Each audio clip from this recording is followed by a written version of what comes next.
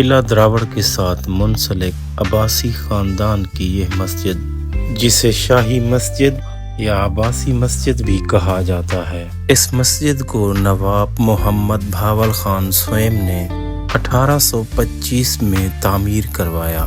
سفید سنگ مرمر سے بنی ہوئی یہ مسجد، اس مسجد کی طرز تعمیر دہلی کے لال قلعے کی جامع مسجد کے ساتھ مشابہت رکھتی ہے۔ اپنی تزئین و آرائش اور پرانی ثقافت کے ساتھ یہ مسجد آج بھی ہر انسان کو اپنی طرف مائل کرتی ہے۔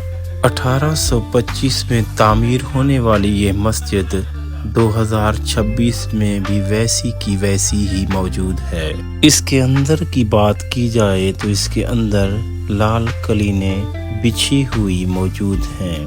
سورج مشرق میں ہو یا مغرب میں، اس کی روشنی کبھی ختم نہیں ہوتی۔ اگر آپ دوستوں کو ہماری یہ ویڈیو پسند آئے تو اپنے دوستوں کے ساتھ ضرور شیئر کریں۔ ملتے ہیں نیکسٹ ویڈیو میں۔